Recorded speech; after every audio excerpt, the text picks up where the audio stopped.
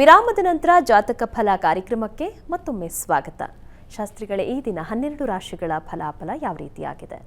12 ರಾಶಿಗಳ ಫಲಾಫಲ ತಿಳಿಯುವ ಮುನ್ನ ಈ ಹೊತ್ತಿನ ಗ್ರಹಸ್ಥಿತಿಯನ್ನು ಗಮನಿಸಿಕೊಳ್ಳೋದಾದರೆ, ಮೇಷರಾಶಿಯಲ್ಲಿ ಗುರುಚಂದ್ರರ ಯುತಿ ಇದೆ, ಗಜಕೇಸರಿ ಯೋಗ ಏರ್ಪಾಡಾಗಿದೆ. ಕನ್ಯಾ ರಾಶಿಯಲ್ಲಿ ಕೇತು ಇರತಕ್ಕಂಥದ್ದು. ಮಕರ ರಾಶಿಯಲ್ಲಿ ಅಲ್ಲಿ ಕುಜ, ಬುಧ ಹಾಗೂ ಶುಕ್ರನನ್ನು ನೋಡ್ತಾ ಇದ್ದೀವಿ, ತ್ರಿಗ್ರಹ ಯೋಗ ಇದೆ. ಇನ್ನು ರವಿ ಶನಿಯರು ಒಟ್ಟಾಗಿದ್ದಾರೆ, ಅದು ಕುಂಭರಾಶಿಯಲ್ಲಿ ಇರ್ತಕ್ಕಂಥದ್ದು. ಇನ್ನು ಮೀನರಾಶಿಯಲ್ಲಿ ಅಲ್ಲಿ ರಾಹುವಿನ ಜೊತೆಗೆ ದಿವಸ ಮಾಂದಿವುದಿಯಾಗಿದೆ. ಹೀಗಿರುವಾಗ 12 ರಾಶಿಗಳ ಫಲಾಫಲ ಹೇಗಿರ್ತದೆ ಗಮನಿಸ್ಕೊಳ್ಳೋಣ. ಮೊದಲಿಗೆ ಮೇಷರಾಶಿಯವರಿಗೆ ದಿವಸ ಲಾಭದಾಯಕವಾಗಿದೆ.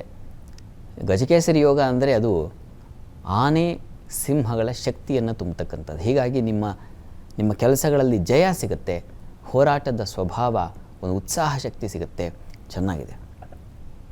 ಸ್ವಲ್ಪ ಮಟ್ಟಿಗೆ ವ್ಯಯ ಇದೆ, ಏನು ಅಪವ್ಯಯ ಅಂತಿದೆ ಅಲ್ಲಿ. ಹೀಗಾಗಿ ಕೆಟ್ಟ ಕೆಲಸಗಳಿಗೆ, ಬೇಡದ ಕೆಲಸಗಳಿಗೆ ಖರ್ಚು ಮಾಡ್ತೀರಾ, ವ್ಯಥೆ ಪಡ್ತೀರಾ, ಅದನ್ನು ಸೂಚಿಸ್ತಾ ಇದೆ. ಗಮನ ಹರಿಸಿ. ಈ ದಿವಸ ಪ್ರಾರ್ಥನೆಗೆ, ಈ ದಿವಸ ನಾಗ ಪ್ರಾರ್ಥನೆ ಮಾಡಿಕೊಳ್ಳಿ, ಅನುಕೂಲ ಆಗುತ್ತೆ. ಇನ್ನು ವೃಷಭ ರಾಶಿಯವರಿಗೆ ದಿವಸ ನೋಡಿ, ವೃತ್ತಿಯಲ್ಲಿ ಅನುಕೂಲ ಇದೆ. ಸ್ವಲ್ಪ ಕಿತ್ತಾಡಿಕೊಂಡಾದರೂ ಕೆಲಸ ಮಾಡ್ತೀರಾ, ಸಹೋದ್ಯೋಗಿಗಳ ಜೊತೆಗೆ ಹೋರಾಡಿ. ಇಲ್ಲ ನಾನು ಮಾಡಬೇಕು, ಕೆಲಸದ ಮೇಲಿನ ಶ್ರದ್ಧೆ ಇದೆಯಲ್ಲ, ಅದಿದ್ದರೆ ಜಗಳ ಮಾಡ್ಕೊಂಡಾದರೂ ಕೆಲಸ ಮಾಡ್ತಕ್ಕಂಥ ಮನಸ್ಸಿರ್ತದೆ. ಅಂಥದ್ದೊಂದು ದಿವಸ ಈ ದಿವಸ. ಇನ್ನು ಲಾಭ ಇದೆ, ವಿದೇಶ ವಹಿವಾಟು ತುಂಬ ಚೆನ್ನಾಗಿದೆ. ಔಷಧ ವ್ಯಾಪಾರಿಗಳಿಗೆ ತುಂಬ ಚೆನ್ನಾಗಿದೆ, ಉತ್ಕೃಷ್ಟವಾಗಿದೆ, ಒಳ್ಳೆಯ ಲಾಭ ಗಳಿಸ್ತೀರ ಈ ದಿವಸ. ಶುಭ ಕಾರ್ಯಗಳಿಗೆ ಹಣ ವಿನಿಯೋಗ ಮಾಡ್ತಕ್ಕಂಥದ್ದು, ಇನ್ವೆಸ್ಟ್ ಮಾಡ್ತಕ್ಕಂಥ ಸಾಧ್ಯತೆ ಕೂಡ ಚೆನ್ನಾಗಿದೆ. ಹೆಚ್ಚಿನ ಅನುಕೂಲ ಫಲಗಳೇ ಇದ್ದಾವೆ, ಹೀಗಾಗಿ ಆತಂಕ ಬೇಡ. ಪ್ರಾರ್ಥನೆ ಈ ದಿವಸ ನೋಡಿ, ಇಷ್ಟ ದೇವತಾ ಪ್ರಾರ್ಥನೆ, ಸೂರ್ಯೋಪಾಸನೆ ಎರಡೂ ಮಾಡಿ. ಇನ್ನು ಮಿಥುನ ರಾಶಿಯವರಿಗೆ ದಿವಸ ವೃತ್ತಿಯಲ್ಲಿ ಕಿರಿಕಿರಿಯನ್ನು ಕಾಣ್ತೀರಾ. ಈ ದಿವಸ ಸಮಾಧಾನ ಇರೋದಿಲ್ಲ, ಏನೋ ಒಂದು ತೊಡಕು, ಏನೋ ವಿಘ್ನ, ಮತ್ತಿನ್ಯಾರ್ದೋ ಒಂದು ಇನ್ಫ್ಲೂಯೆನ್ಸ್ ಬಂದು ಅದು ನಿಮ್ಮನ್ನು ತಲೆಗೆಡಿಸುತ್ತೆ. ಅಂಥದ್ದು ಒಂದು ಸಾಧ್ಯತೆ ಇದೆ ಈ ದಿವಸ. ಆದರೆ ಲಾಭ ಇಲ್ವಾ? ಖಂಡಿತ ಲಾಭ ಇದೆ. ಈ ಉಪನ್ಯಾಸಕರಿಗೆ ಲಾಭ, ಹಾಲು ಹೈನು ವ್ಯಾಪಾರಿಗಳಿಗೆ ಲಾಭ, ಸ್ವೀಟ್ ಸ್ಟಾಲು, ಹೋಟೆಲ್ ಇಂಡಸ್ಟ್ರಿ, ಇವರಿಗೆಲ್ಲ ತುಂಬ ಚೆನ್ನಾಗಿದೆ, ಲಾಭದಾಯಕವಾಗಿದೆ.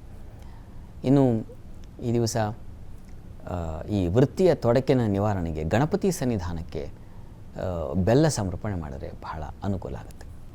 ಇನ್ನು ಕರ್ಕಟಕ ರಾಶಿಯವರಿಗೆ ಈ ದಿವಸ ವೃತ್ತಿಯಲ್ಲಿ ವಿಶೇಷ ಸಾಧನೆ ಇದೆ, ಪ್ರಶಂಸೆ ಸಿಗುತ್ತೆ, ಬಡ್ತಿ ಸಿಗುತ್ತೆ, ಹೊಸ ಅವಕಾಶಗಳಿಗೆ ದಾರಿಯಾಗುತ್ತೆ, ತುಂಬ ಚೆನ್ನಾಗಿದೆ ಈ ದಿವಸ. ಕೆಲಸ ಕಾರ್ಯಗಳಿಗೆ ತೊಡಕಿಲ್ಲ. ತಂದೆ ಮಕ್ಕಳಲ್ಲಿ ಮನಸ್ತಾಪಗಳಿದೆ, ಭಿನ್ನಾಭಿಪ್ರಾಯ ಇದೆ. ನೋಡಿ, ಈ ದಿವಸ ಧರ್ಮ ವಿರೋಧಿ ಚಟುವಟಿಕೆಗಳು ನಿಮ್ಮನ್ನು ಪ್ರೇರಿಸುತ್ತೆ. ಇನ್ಯಾರದ್ದೋ ಒಂದು ಸಲಹೆ, ಒತ್ತಡ, ಹೀಗೆ ಕಟ್ಟಿಬಿದ್ದು ಶುಭ ಕಾರ್ಯಗಳನ್ನು ನಿಲ್ಲಿಸಬೇಕಾದ ಒತ್ತಡವು ಬಂದುಬಿಡುತ್ತೆ, ಪರಿಸ್ಥಿತಿ ಬರುತ್ತೆ. ತಪ್ಪದೆ ನೀವು ಕೂಡ ಗಣಪತಿ ಸನ್ನಿಧಾನಕ್ಕೆ ಒಂದು ಬೆಲ್ಲ ಸಮರ್ಪಣೆ ಮಾಡಿದರೆ ಬಹಳ ಒಳ್ಳೆಯದು. ಇನ್ನು ಸಿಂಹರಾಶಿಯವರಿಗೆ ದಿವಸ ಅಷ್ಟಮದಲ್ಲಿ ಮಾಂದ್ಯವುದಿಯಾದರೆ ಆರೋಗ್ಯ ಹಾನಿಯಾಗುತ್ತೆ, ಹುಷಾರಾಗಿರಬೇಕು. ಆದರೆ ದೇವತಾ ಪೂಜೆ ಪುನಸ್ಕಾರಗಳಲ್ಲಿ ಭಾಗಿಯಾಗ್ತೀರಾ, ಸಜ್ಜನರ ಸಹವಾಸವಾಗುತ್ತೆ, ಧರ್ಮ ಕಾರ್ಯಗಳಲ್ಲಿ ಆಸಕ್ತಿ ಬೆಳೆಯುತ್ತೆ, ವೃತ್ತಿಯಲ್ಲೂ ಅನುಕೂಲ ಇದೆ, ಚೆನ್ನಾಗೂ ಇದೆ. ಈ ತೊಡಕಿನ ಆರೋಗ್ಯ ಸುಧಾರಣೆಗೆ ತಪ್ಪದೆ ಆದಿತ್ಯ ಹೃದಯವನ್ನು ಕೇಳಿಸ್ಕೊಳ್ಳಿ. ಈ ದಿವಸ ರಥಸಪ್ತಮಿ, ಸಿಂಹರಾಶಿಯವರೆಲ್ಲರೂ, ಯಾಕೆಂದರೆ ನಿಮ್ಮ ರಾಶಿ ಅಧಿಪತಿನೇ ಸೂರ್ಯ, ಹೀಗಾಗಿ ತಪ್ಪದೇ ಸೂರ್ಯೋಪಾಸನೆ ಮಾಡಿ, ಸೂರ್ಯ ಮಂತ್ರಗಳನ್ನು ಹೇಳ್ಕೊಳ್ಳಿ, ತಪ್ಪಿಸಬೇಡಿ. ಇನ್ನು ಕನ್ಯಾ ರಾಶಿಯವರಿಗೆ ದಿವಸ ನೋಡಿ, ಸ್ವಲ್ಪ ವೃತ್ತಿಯಲ್ಲಿ ಅನುಕೂಲ ಇದೆ, ಬುದ್ಧಿಬಲದಿಂದ ಕಾರ್ಯಸಾಧನೆ ಇತ್ಯಾದಿ ಎಲ್ಲ ತುಂಬ ಚೆನ್ನಾಗಿದೆ. ದಾಂಪತ್ಯದಲ್ಲಿ ಮನಸ್ತಾಪ ಬರುತ್ತೆ, ಪ್ರೀತಿ ಪ್ರೇಮ ಇಂಥ ವಿಚಾರಗಳಲ್ಲಿ ಕಲಹಗಳು ಏರ್ಪಾಡಾಗುತ್ತೆ. ವ್ಯಾಪಾರಿಗಳಿಗೆ ಮೋಸ ಹೋಗೋ ಸಾಧ್ಯತೆ ಇದೆ. ದೂರ ತೊಂದರೆಯನ್ನು ಅನುಭವಿಸ್ತೀರಾ. ಏನೋ ಒಂದು ವೇಟಿಂಗ್ ಮಾಡಬೇಕಾಗ್ತೋ ಅಥವಾ ಇನ್ಯಾರಿಗೋ ಕಾಯಬೇಕಾದ ಪರಿಸ್ಥಿತಿಯಲ್ಲಿ ನೀವು ಹಿಂಸೆ ಮಾಡಿಕೊಳ್ಳೋದು, ಈ ಥರದ್ದು ತೊಡಕಿದೆ. ಇದರ ನಿವಾರಣೆಗೆ ಸುಬ್ರಹ್ಮಣ್ಯನ ಪ್ರಾರ್ಥನೆ ಮಾಡಿಕೊಳ್ಳಿ, ಅನುಕೂಲ ಆಗುತ್ತೆ. ಸರಿ ಶಾಸ್ತ್ರಿಗಳೇ, ಇನ್ನುಳಿದ ರಾಶಿಗಳ ಬಗ್ಗೆ ಮಾಹಿತಿಯನ್ನು ಕೇಳಿ ಪಡೆದುಕೊಳ್ತೀನಿ. ವೀಕ್ಷಕರೇ, ಇನ್ನುಳಿದ ರಾಶಿಗಳ ಫಲಾಫಲ ವಿರಾಮದ ನಂತರ.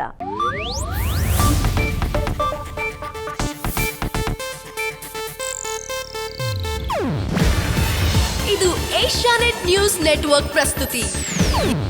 ನೀವು ನೋಡ್ತಿದ್ದೀರಾ ಏಷ್ಯಾನೆಟ್ ಸುವರ್ಣ ನ್ಯೂಸ್.